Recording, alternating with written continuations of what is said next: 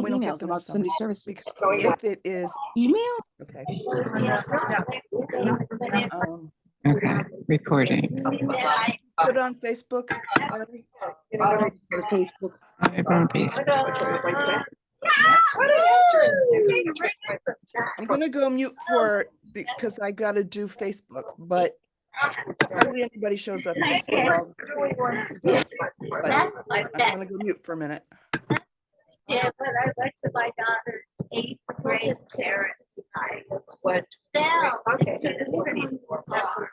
and I went, ta-da! I was so And this first song, like, what are you gonna do? Hi, how are you? well, we might just sing it out. What are you I don't know this live. No, but.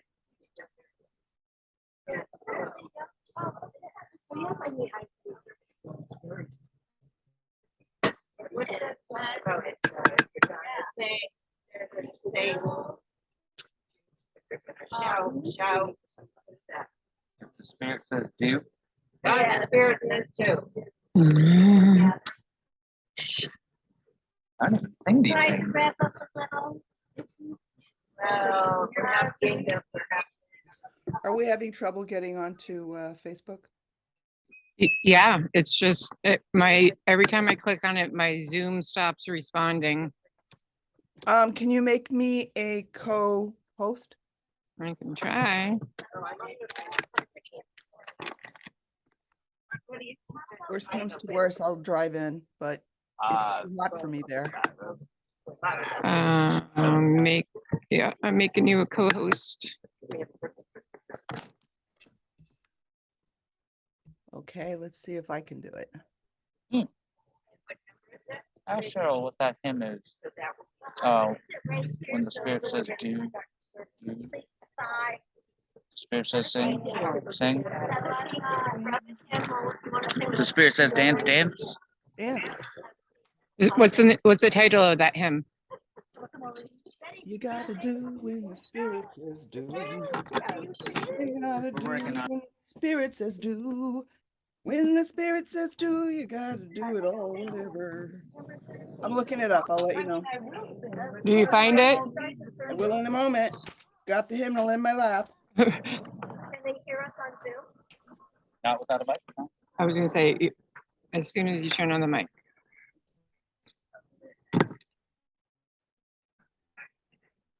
Press the button. And you should see it light up. Next door closed his house, sold it to the two guys. She couldn't provide a plot map. And that's required by law. That's supposed to be part of what she receives, the new people receive when they get when the purchase goes through. So he didn't have that little piece of map that I had. He saw how it went. Does he have it now then? Huh? Does he have it now? Yeah, I or- just gave it to him. Oh, I hope we hear more of it this season. Good morning, good morning, good morning. Okay, So this is our Union Church Day-led service. This is Mara Petlarge, Beth Posner Baldwin, and Linda Styla. We are joined by fellow UUs. And this is going to be a bit of karaoke. In other words, the morning has broken. Number 38, hear our voices.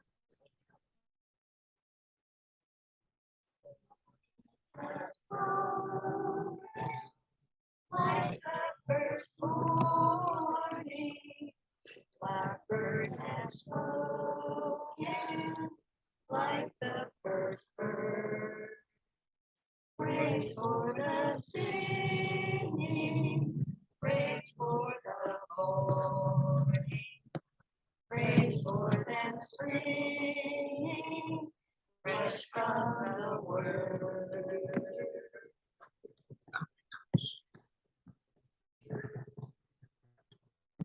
Sweet the rain, sounded from heaven, like the first dew fall on the first grass. Praise for the sweetness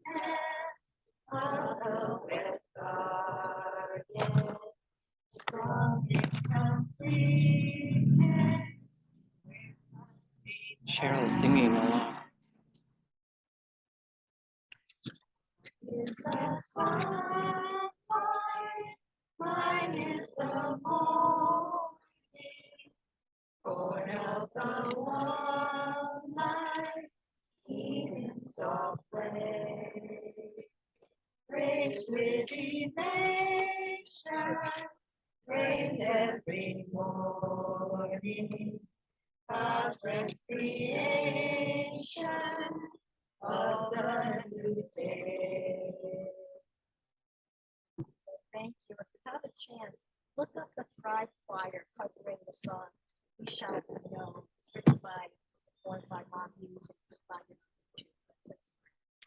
If you would not connect to the internet here, you are getting. So we're going to do our chalice. Oh, sorry.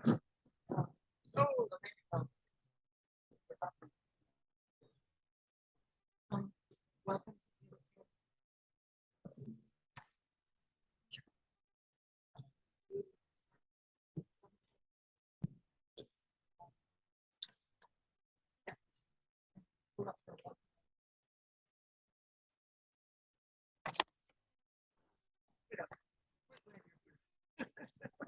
Welcome. And the land acknowledgement, which is that we are on land that was Nipmuc land. Never to Europeans. So we believe it's still there.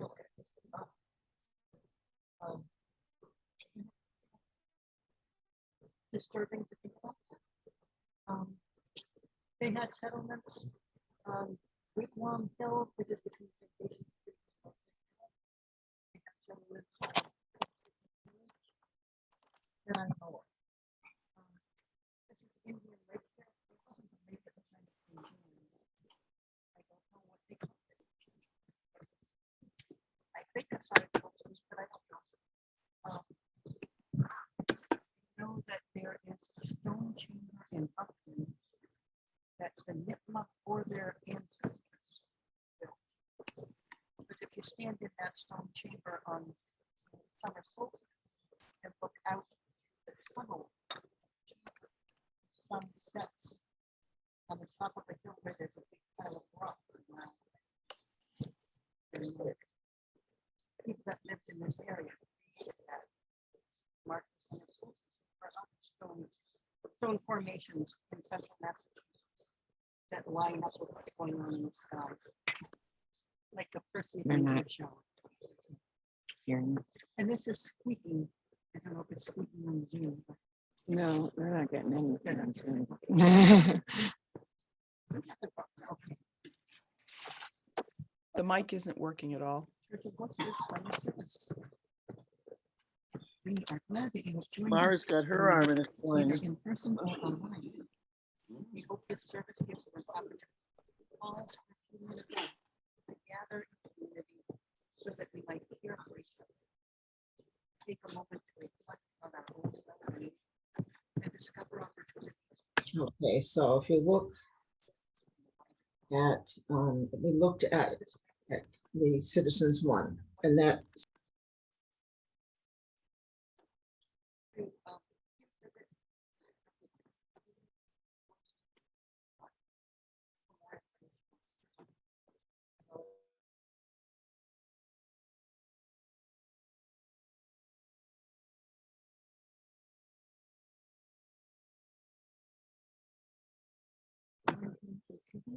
And also identify yourself with your name. And if you want to put in chat where you're sending in from.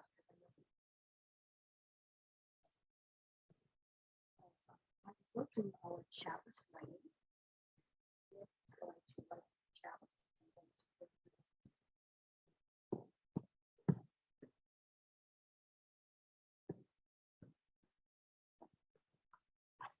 John begins words. Can you change out the mic?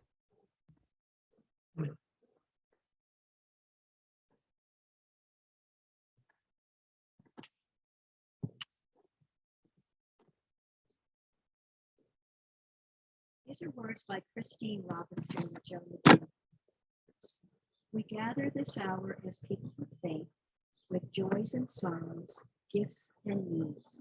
We light this beacon of hope, sign of our quest for truth and meaning, in celebration of the life we share.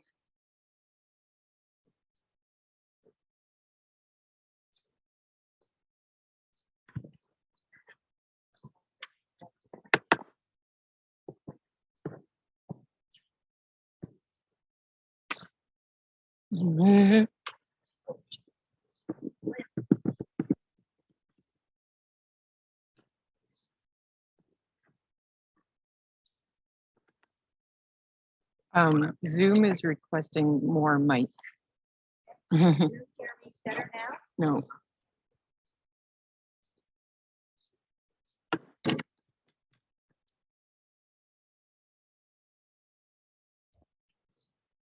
No.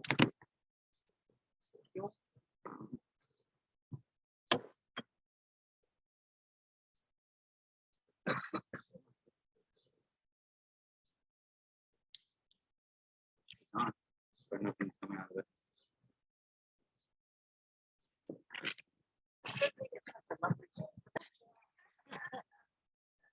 Try again.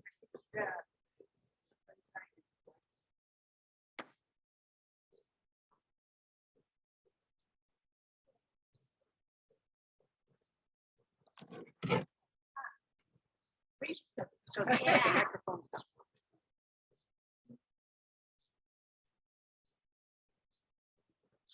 See, microphone.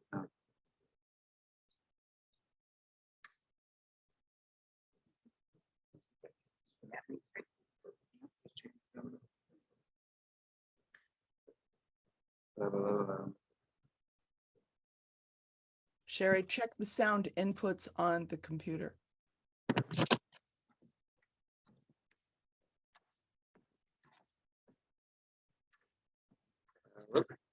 No, it's the mic. I mean, it's on, just nothing's coming out of it.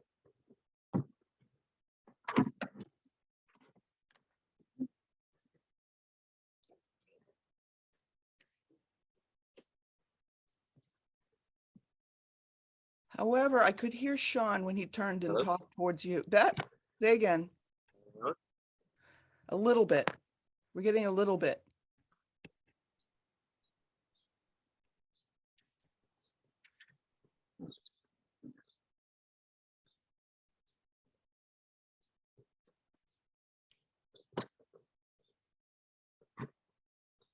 Yeah. Hmm? I got a joke.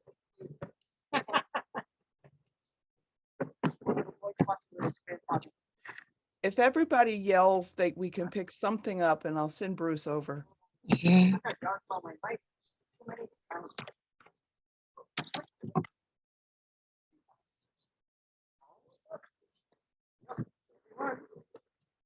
Voice says it's extremely dark, it's not living.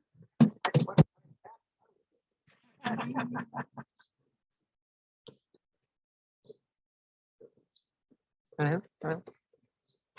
I have no idea. Oh, there goes. There goes. There goes. We got it. We just turned everything off and then everything back on again. Thank you. I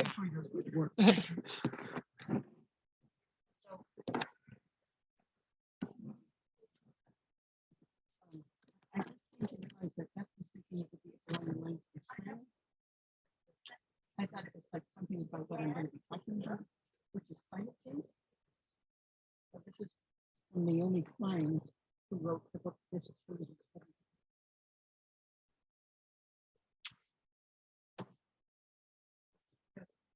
Climate change is a civilizational wake-up call, a powerful message spoken in the language of fires, floods, droughts, and extinction, telling us that we need an entirely different and new economic model and a new way of sharing this. Not, not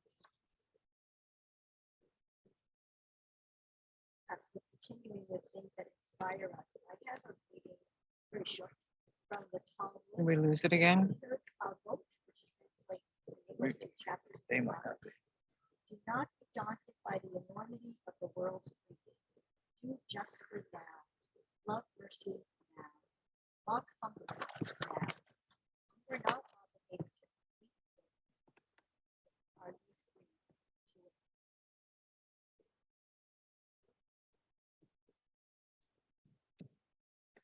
This is a poem entitled Prayer for the Morning by Odette Fulbright Bolton.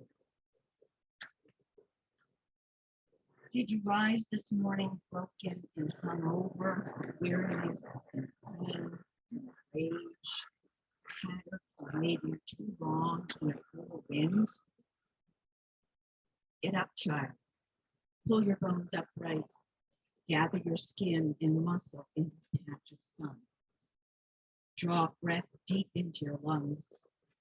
You will need it, for another day calls to you. I know you ache. I know you wish the work were done, and you, with everyone you have ever loved, were on a distant shore, safe and unharmed. But remember this, tired as you are, you are not alone. Here, here, and here also, there are others weeping and rising and gathering their courage.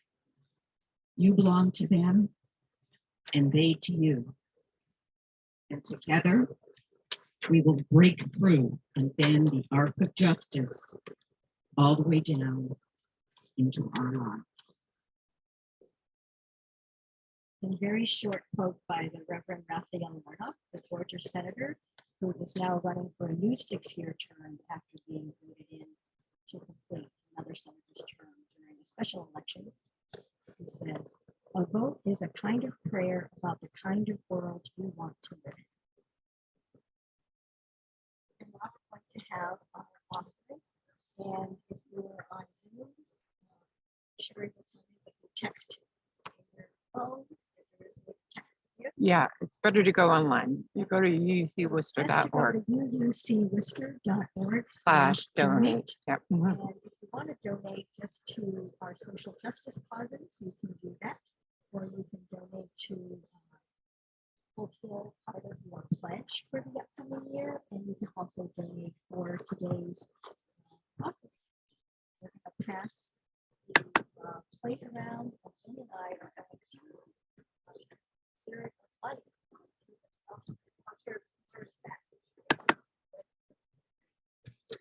One, 23. Here's our offering. Oh, closer to the mic.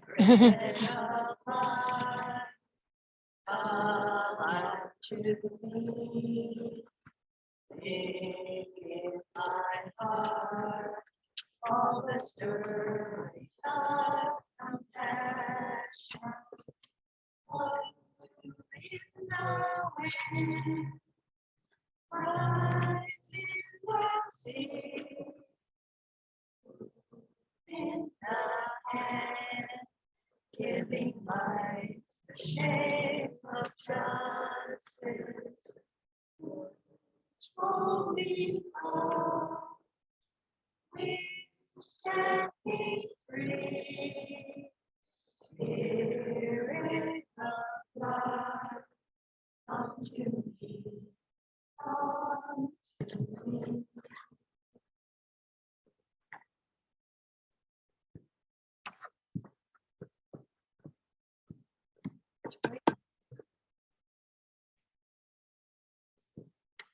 So we take this moment to reflect on our joys and sorrows and acknowledge the mutual support of our community.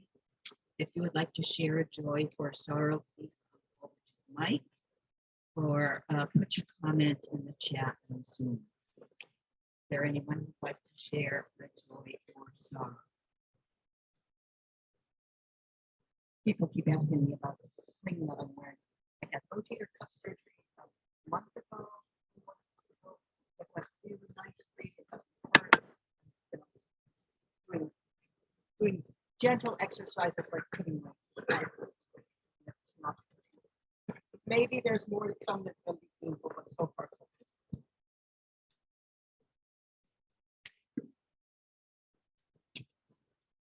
good. Go into so far so good category this week too. Thanks to a lot of support from my community, I had a new grill installed on Monday. So my mouth has been like the focus of my world, and I've had a lot of backup at work and great friends, and I'm learning to talk with a new device in my house. But so far so good.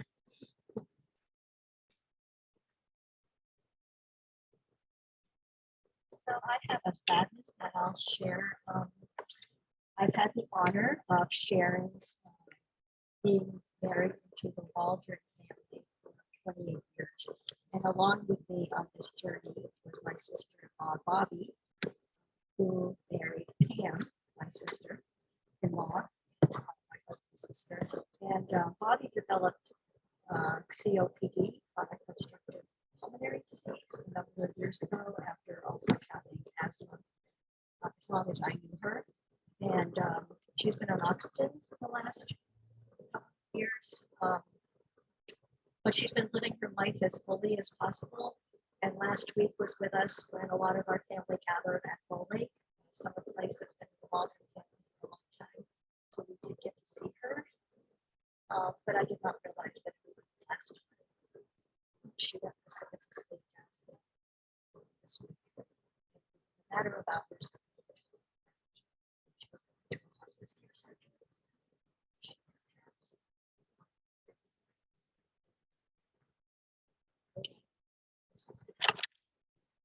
well, Bobby was lost. Like will be lost.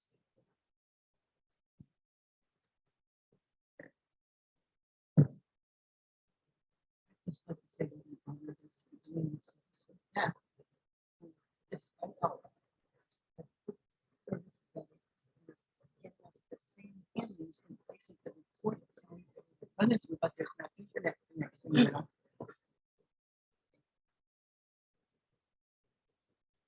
Thank all of you. And, for the thing on too, if somebody wants to share. Nope. Or is that- Right now it's Janet, Dave, Evan, Cheryl. I think Cheryl went over to Facebook. So Cheryl was on Facebook. I don't. Evan, Dave, And Janet. here we've got Sherry, Sean, Mhm. Drew, and Kate, and Lily Jones.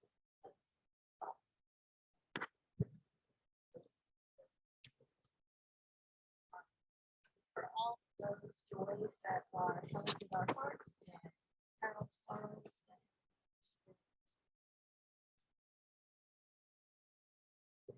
It's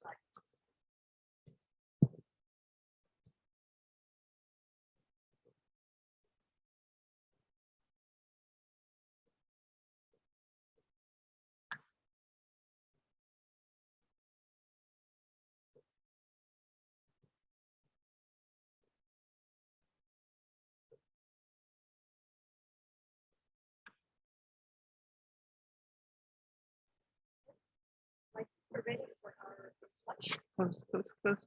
I think we're ready for our reflection, and I'm going to have Laura start. I know. I'm gonna be talking about climate change.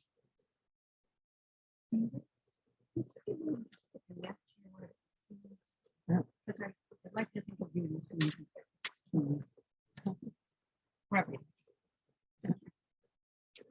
So this is a hard topic, climate change. Because it was hard for me to get my mind to focus on it. I have a lot of ideas. I know a lot about it. I've been going to meetings for probably 3 years before COVID. I started joining 350 Central Mass. Kate Daly came with me one time. So I accumulated a lot of knowledge And then people started talking about, oh, the congregations should get together. And so we started Worcester Congregations for Climate and Environmental Justice. And we meet monthly, and all of you are welcome to join those Zoom meetings. And there's also more recently Worcester Climate Collaboration. A year ago, October, the Sunrise Center people, Sunrise Movement, the young people, high school and college age, had a rally in front of City Hall of Worcester. And they had a list of demands. The City Hall should be sure that there's more solar on rooftops, should be sure that there's, free passes riding the buses, a long list of this is what the city ought to be doing. I handed it to the city council.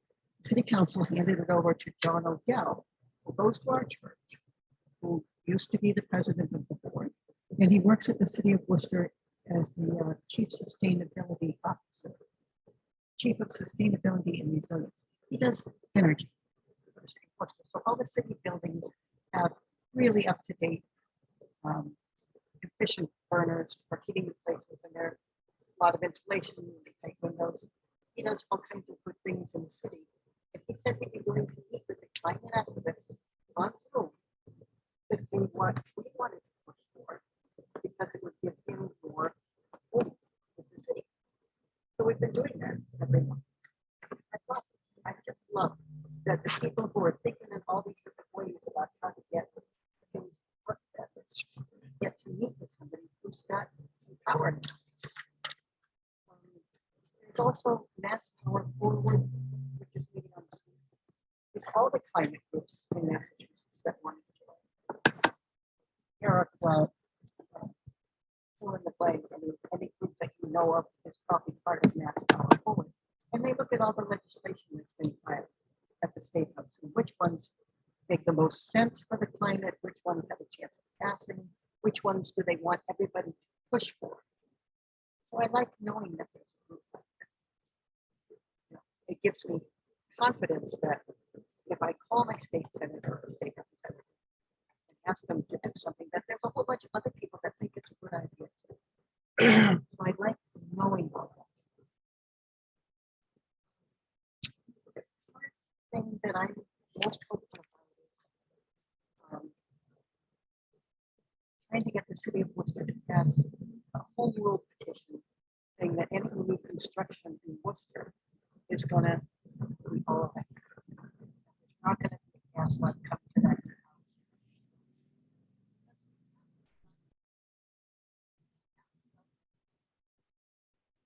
And there are efficient ways to heat the house. I suppose water. And electricity is moving more and more towards renewables, solar, and the center of the earth is pretty hot. If you drill a hole down and have something boiling on top of it, it'll spin a turbine and make electricity for you. You can drill a hole anywhere on the earth. And there's a guy at MIT, Paleo, who's researching more efficient ways to drill, because these days the drill bit gets too hot, you can pull it out in the fresh one, and it just takes a long time to drill it. He's found a way that involves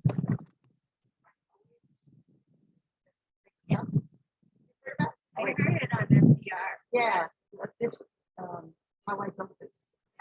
Lots of the world developing, the plan for all over the world. He's developing the plans for all over the world. Yeah, so it's there's good stuff coming, but the fossil fuel companies are a very big, powerful foe, and they are the bad guys. They are the bad guys. They have been passing out this information. The reason it's so hard to organize on this is because they have a lot of on this and a lot of control on the media, and yet this information comes in even through NPR all the time. I listen to NPR and say, they didn't say about blah blah, and I know that's true from Mass Power Forward, which is not this is where I get to be emotional, right? It's like white supremacy. Republicans are white supremacists. They are opposed to the rights of anybody who is not white, Christian, male. And they're nodding. Yeah. It's hard stuff because all of society is organized to make you kind of want to be with it, straight white guys. They're so possible. You're not getting personal. But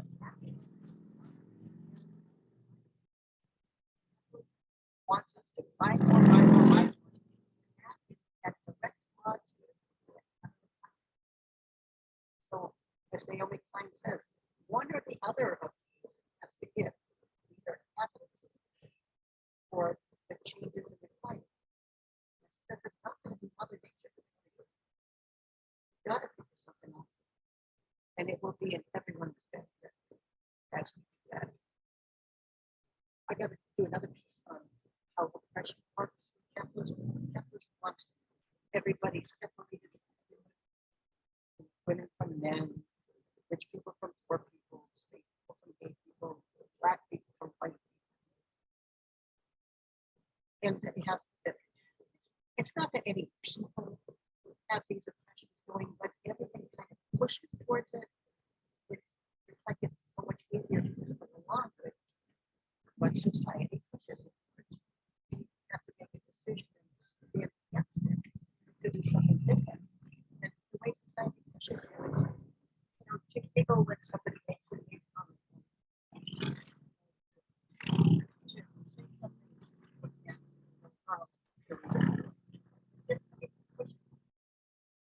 so the future is everybody being good to everybody. No oppressions. We won't need that anymore.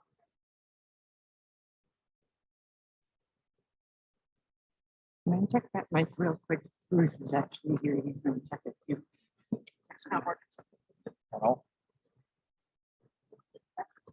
That hasn't worked in the last like 10 minutes. Still like so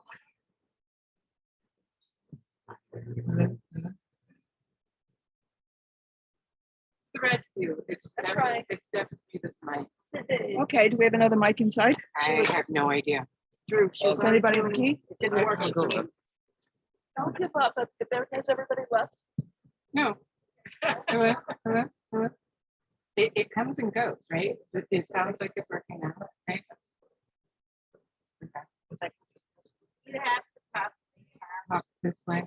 Like rested on your chair. is the surface being recorded, Yeah. But it's but they won't hear the sound. yeah, it's audio recording. See? Sounds off good. No, it sounds fine. Yeah. It's being recorded in your audio, so it should- that should be fine. They can't hear me right now. Talk real close. Okay, so you can or can't hear. Talk real close. I hope you can hear me. I'm gonna talk until I'm eating the microphone. Yeah. Ready? No, I'm not. Okay. It's- We're gonna pause. Carol's looking for another microphone.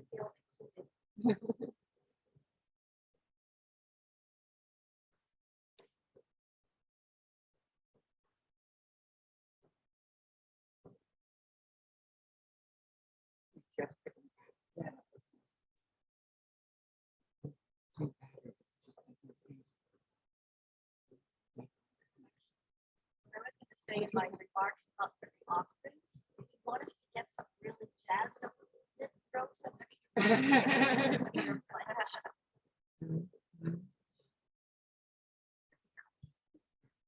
I'll go change. Oh, we're bringing a mic on. I heard you.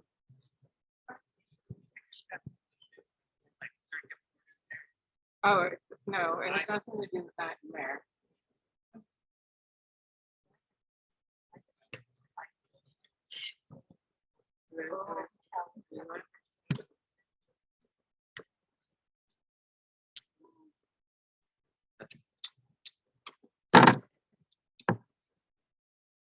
battery games. And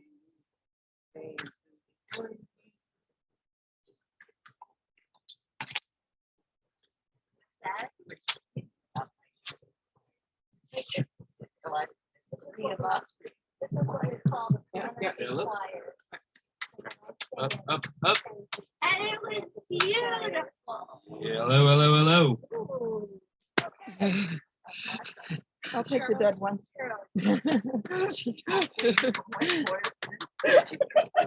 I didn't get a ticket, but okay.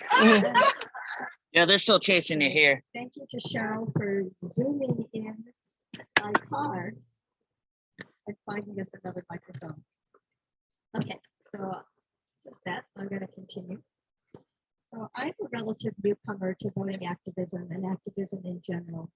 My experience of being raised in a Jewish congregation did not emphasize to me the importance of taking a stand on behalf of others. That's something I felt immediately when I attended a UU church in Wellesley and even more here at UUCW. My parents showed me how to help others by donating money. And even though my father was a town meeting representative in Framingham, his role very focus of discussion in our household. I was raised with an older sister who had polio when I was 4 months old. All my life, she's either used crutches or a wheelchair to get around. So growing up, I was exposed to many people with physical disabilities and was instilled with the value of respecting people regardless of their physical attributes and not make assumptions that a person was limited by whether or not they could walk, talk, see, or hear the same way that I did. Our first UU principle, having respect for the inherent worth and dignity of each and every person, connected with the personal values I was raised with. The first time I took part in any social activism was when same-sex marriage was being voted on by the state legislature to be legalized. I wrote letters and met with my local state rep with the moral support of Jan Putnam, who I think is joining us by Zoom.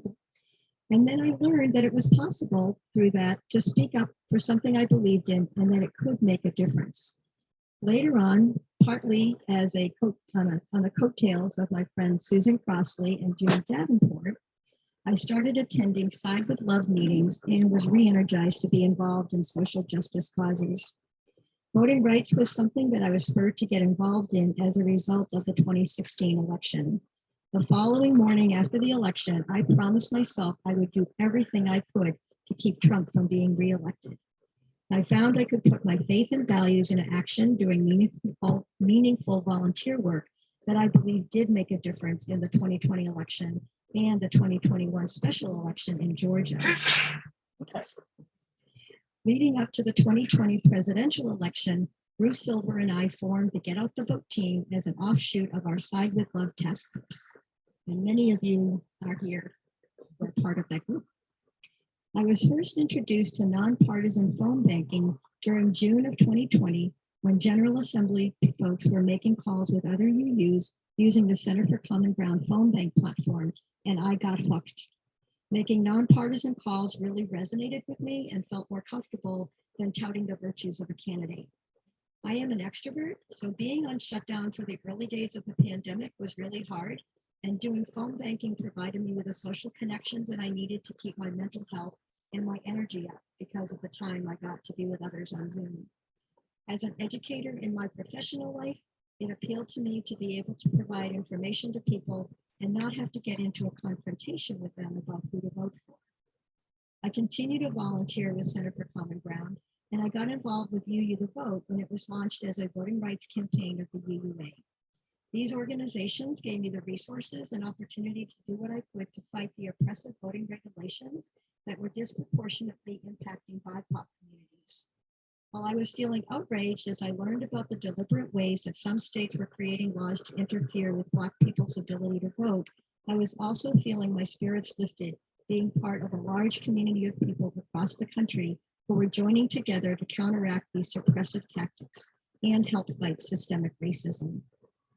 When voting is made more difficult and people are disenfranchised, it's kind of like saying your voice doesn't count.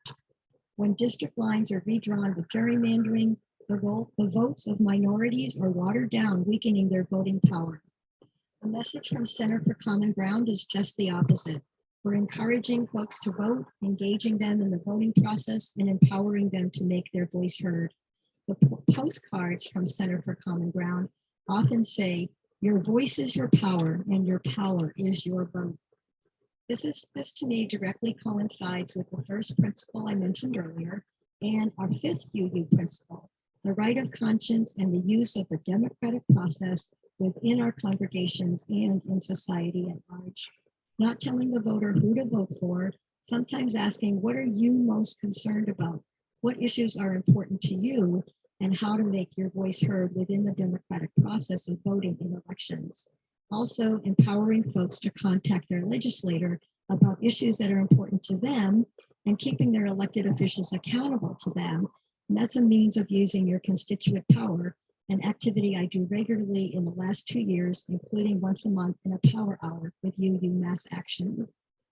As I learned more about the history and recent efforts at voter suppression, I came to see this work as also helping to fulfill the eighth principle that our congregation is exploring. We are asked to take actions that accountably dismantle racism and other oppressions in ourselves and our institutions. While it's not enough to say, I've made some phone calls to Black voters, that doesn't fully satisfy my taking action, but it's a step in the right direction. Making connections with Black voters and volunteering with Center for Common Ground that specifically seeks to build relationships with Black voters and on the ground groups that identify issues that matter to BIPOC communities feels spiritual to me, and I feel that I am doing something to make a difference. People who receive direct conversations by phone, as well as people who receive a voicemail message, increase their probability of voting versus people who do not receive a phone call. So even though I may not speak to people directly, about 50% of the time, I'm leaving a voicemail message that's obviously not coming from a robot. Right now, even reaching wrong numbers can make the phone list more accurate and effective for the November elections. I don't feel like I'm wasting my time. And sometimes when I reach a wrong number, that turns out to be my most engaging phone call of the day. UU The Vote is challenging us to be a good trouble congregation and have 20% of our membership take action and make a certain amount of phone calls, write letters and postcards, and help in other ways to get out the vote. I think we can achieve some of these goals that they have established, but I can't do it myself. I can't just do it with Lynn and David writing letters. We need more. We need a lot of you in our congregation to help us. As you know, our democracy is under attack, and it's through voting that we're going to help preserve it. So I'm going to ask you raise your hand if you're willing to help make some good trouble with our congregation. I see one hand up, 2 hands, 3 hands, 4 hands. I hope some hands up there on Zoom. So I do have a handout that I will be emailing to folks about some upcoming events and activities. We may have also posted it in chat, but I'm not sure. I can do that. And I'd like to have you join me tomorrow night if you can. We're going to be calling Florida voters with a group called Florida Rising. It's the night before their primary election, so it's the last opportunity to give folks information on how to vote. And I hope that you'll join me in making good trouble and putting your faith and values into action.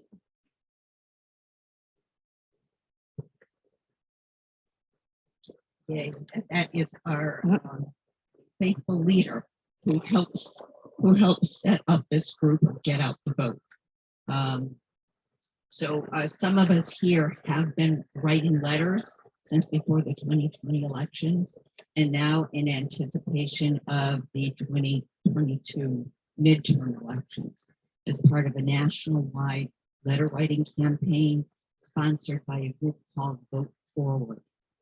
And the focus is reaching out to marginalized populations in underrepresented communities to encourage them to get out and vote in November. The outreach is especially vital this year to help educate citizens about new voting legislation that may have passed in their state that might restrict their voting eligibility and access to the polls. This group, Vote Forward, nationwide sent out 17.6 million letters to voters in key states before the 2020 presidential election. And research has shown but that effort had a significant impact on voter turnout. David and I wrote 1,200 letters in 2019, and we've written over 550 letters so far this year for the midterms. And Beth here wanted to know what fueled my passion for this work in the last couple of years. I was like, how long do I have to talk? But she's a little pushy. Well, anyone who's been following the news knows our democracy is in peril. Not only at the national level, where right-wing political figures are positioning themselves as presidential candidates, but also at the state and local levels, where conservative Republicans are winning state primaries that might position them to control state elections and support right-wing legislation at the state level. This is no time to sit in the sidelines. I heard an interview with Elizabeth Warren the other day, where a caller asked her how to respond to people who say they're just too tired of politics. She, of course, replied she has no patience with this response, that this is no time to give in, but rather a crucial time to stand up and fight. That folks in 1776, the Civil War, the Civil Rights Movement, did not say, oh, we're just too tired. We're going to sit this one out. I don't want to get hurt. Someone else will do it. No. As the poem recited earlier says, pull your bones upright, gather your skin and muscle into a patch of sun, draw breath deep into your lungs, for another day calls to you, and you are not alone. My commitment to this activity has also been fueled by my engagement with marginalized populations over many years. As a teenager, I worked with the Migratory Children's Program out of Hartford, Connecticut, which primarily serviced children of Puerto Rican families who would come to the area to work on tobacco farms.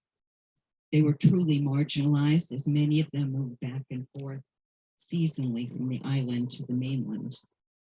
Years later, I lived in Puerto Rico for a year and witnessed how families were driven off their farmlands into urban centers by the forced industrialization of U.S. policy.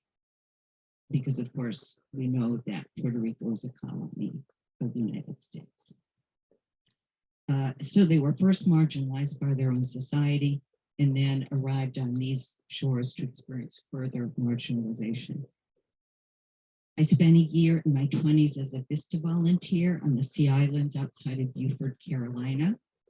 It was an eventful year because South Carolina was finally implementing the desegregation of its public schools, which was a major challenge in these rural backwaters. What impacted me then and now as I look back was the isolation of these rural communities without access to public transportation, medical facilities, government resources, and certainly polling stations. Later in the 80s and 90s, I participated in refugee work in Texas, Arizona, and here in Worcester, where streams of Central Americans were fleeing the civil wars in El Salvador and Guatemala. They were marginalized by poverty and social class in their own countries and then driven out of their country by violence. Here in the United States, their marginalization was reinforced as our government refused to grant them political asylum, which forced them underground. Many of these immigrants have legalized their status over the years, but still hesitate to participate in the electoral process. During these years, I also worked as an ESL teacher in the public schools and adult community centers, teaching English language skills to immigrants, giving them access to our culture, government resources, citizenship, and voting rights. These are just a few examples of the marginalized populations we're trying to reach by sending out their letters through Vote Forward. They need access to the electoral system to be able to represent their views in our body politic. During much of this time, I didn't have any spiritual or theological basis for my work. I felt rudderless. I was brought up Catholic and was taught to serve the poor. During the civil wars in Central America in the 70s and 80s, there was a movement within Catholicism called liberation theology that inspired Christian communities to use the Gospels to reinforce people's dignity and emphasize the liberation of the oppressed. Many of us, by that time, borderline Catholics, latched onto these teachings, but in the end, I couldn't tolerate Catholic doctrine and hierarchy. So I turned to the Quakers because of their commitment to social activism and because they were silent. And they let the silence speak instead of words. My answer to a question on an exam in college asked me to expound on centuries of theological thought. But the only thing that I could think to answer was with a Taoist teaching. The greatest revelation is stillness. So I was a good candidate for Quakerism. So what am I doing here? Finally, the children's program here at the UU's won me over. There isn't much silence, but I do like the singing, and I do appreciate grappling with the big ideas we face. And here I can finally feel grounded by the UU commitment to social action. So I write my letters to marginalized populations, and I hope to get out the vote for these crucial midterm elections. My time up. So how do we write these letters? Letters are easy to write. They are pre-formatted, leaving a space for you as the volunteer to include a personal message in the center about why you vote. The messages are nonpartisan, with no mention of party affiliation or particular candidates. The letter also contains information about voting locations and new legislation that may affect their access to the polls. So an example of something that you might, an example of things that I have written in this space in the middle is, especially to women, I vote because women struggled for many years to gain the right to vote. So I want to make sure my voice is heard in these challenging times. Or continuing, or a separate comment, I vote because we need responsible leaders with integrity who will help us build a just society with good jobs, good health care, and safe communities. So you can set up your own account on Vote Forward online and download these letters at home. Or for anybody who's here, you can come to the table over here after we finish, and I've downloaded letters that you can write up and send out. So as John Lewis advised, make good trouble and you will not be alone. Thanks.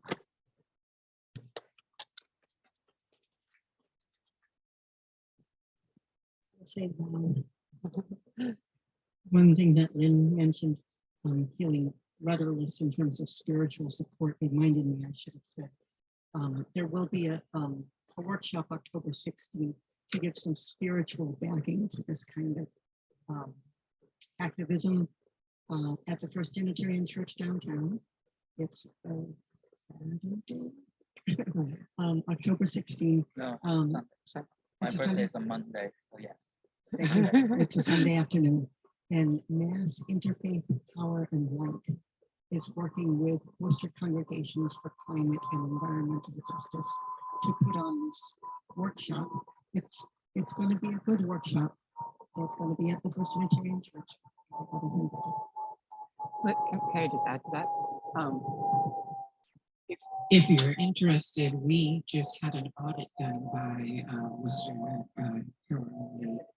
And if you're interested in reviewing that at all before you go to this conference, I'll be happy to make you copies.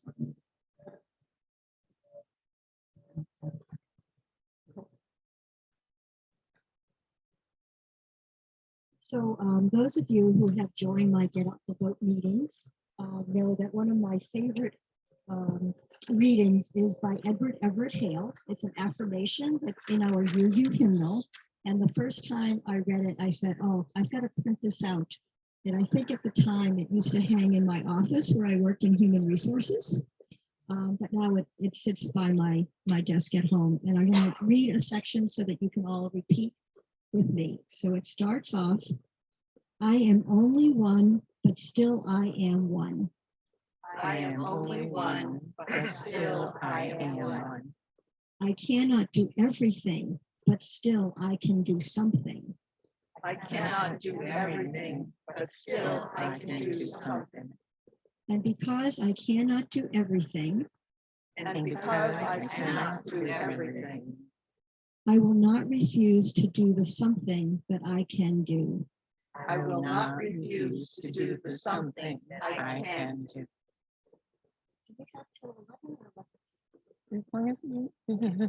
So we thought that, so I didn't put the service together just by myself.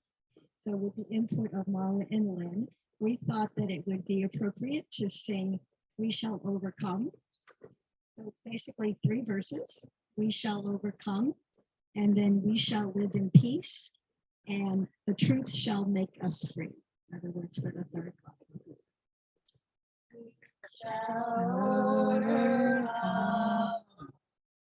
We shall overcome. We shall overcome someday.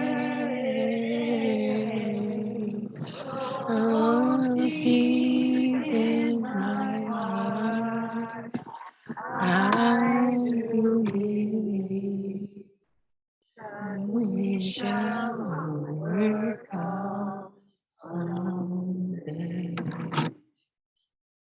We shall live in peace. We shall live in peace. We shall live in peace someday. Oh, deep in my heart, I do believe that we shall overcome someday. The truth shall make us free. The truth shall make us free. The truth shall make us free someday. Oh, deep in my heart, I do believe that truth shall make us free someday.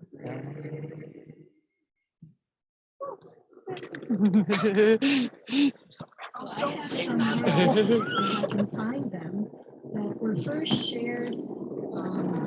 I found them online, but they were shared by Sandra Kosick Sills, and she's an environmental specialist, and she's a member of the First Jew Church of Toledo, Ohio, and she's part of the Union of the Old Phone Bank and Event Squad that I'm also part of. It is not up to us to change the world all by ourselves. It is not up to us to save the nation all by ourselves. It is not up to us to make the phone calls, register the voters, know the information, connect the dots, say the words, persuade, cajole, encourage, tire, fatigue, despair, all by ourselves. It's up to all of us together. It's up to all of us to harness our collective energy into a formidable tool of progress together. It is up to all of us to do what we can, when we can, while we can, together. It is up to all of us to help hold one another when we grow weary, to cheer one another when we win small gains, and to be in this work together. As we extinguish this flame, may we now go out covered by love that bends towards justice, not by ourselves, even if we are physically alone, but secure in the knowledge that we are not all by ourselves, but we are together. May it be so. Blessed be.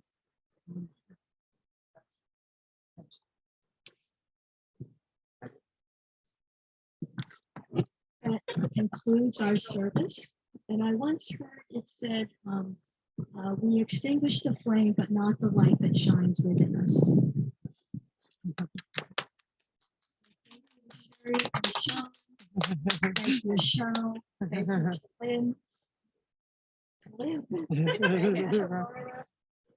Thank you to those of you who showed up and stood up and come on with me for the last 2 years, to Ruth, who helped get this group started with me, to Evan, who helped keep the Side with Love going along with Mara, and to Reverend Aaron, who helps us stay together, and to all the people who stay together. And I'm going to stop babbling. Say thank you for being here. Do we know what Next Sunday, the garden.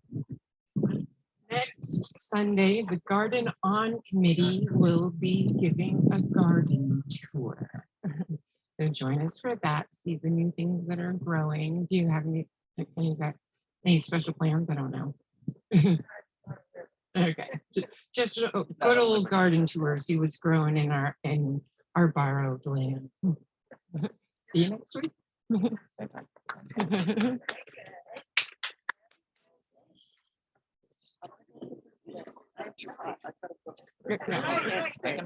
Sean can put it on. Okay, you know where to put it? And we know where to find it next time. No passing out. No, I'm not gonna pass on my fall down. So I'm gonna go. Well, walk her to the park. Walk her to the park. Just walk forward and hold on. I appreciate everything.